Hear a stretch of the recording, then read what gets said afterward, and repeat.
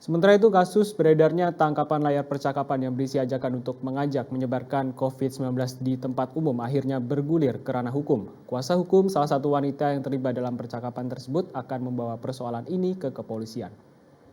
Saya tulisan, saat ini saya sudah berada di rumah dinas Balai Kota. Saya melakukan isolasi di sini. Berita yang selama ini berkembang di luar yang mengatakan saya penduduk itu tidak benar. Kuasa hukum FN, Arifin menyatakan segera melakukan langkah hukum dan pengaduan ke Polda Jawa Tengah. Dari hasil keterangannya, kliennya diketahui bahwa tangkapan layar percakapan yang beredar di media sosial itu tidak utuh dan tidak seharusnya disebarkan kepada masyarakat.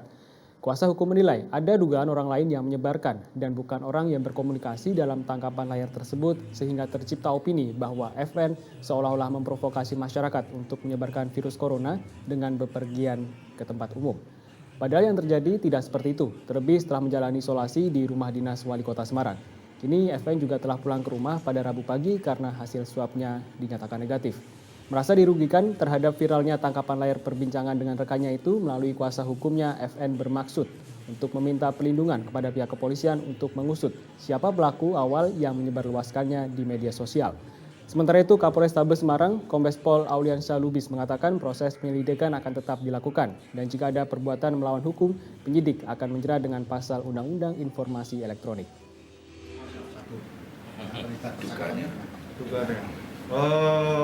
Mungkin ya kami Jadi saat ini langkahnya mau ke Polda untuk langkah hukumnya. Ada bagian yang tidak utuhnya itu nanti.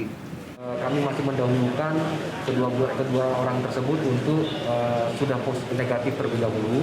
Nanti baru kita melakukan proses penyelidikan. Dan apabila nanti terdapat perbuatan melawan hukum atau tindak pidana di sana, kami akan lanjut ke proses penyidikan. Pak, kalau proses hukumnya itu kalau memang dia terbukti itu dikenakan pasal berapa, Pak? Ya itu bisa masuk ke Undang-Undang ITE nanti. Undang-Undang ITE nanti akan kita kaji terlebih dahulu kira-kira pasal berapa yang bisa dikenakan kepada yang bersalah di antaranya. yang menyebarkan screenshot tersebut ada beberapa nama. Kita belum tahu siapa yang awal mula menyebarkan. Oleh karena itu, kami melakukan upaya hukum terhadap para penyebar tersebut, baik itu melalui media sosial maupun grup maupun ada konten-konten tertentu. Sehingga kami justru ingin mencari tahu apa sih maksud dan tujuan dari penyebaran hoax tersebut. Karena ini sudah sangat meresahkan masyarakat juga, apalagi menyebutkan beberapa tempat-tempat di Kota Semarang. Yang padahal kami tahu bahwa itu klien kami sendiri tidak ke daerah tersebut.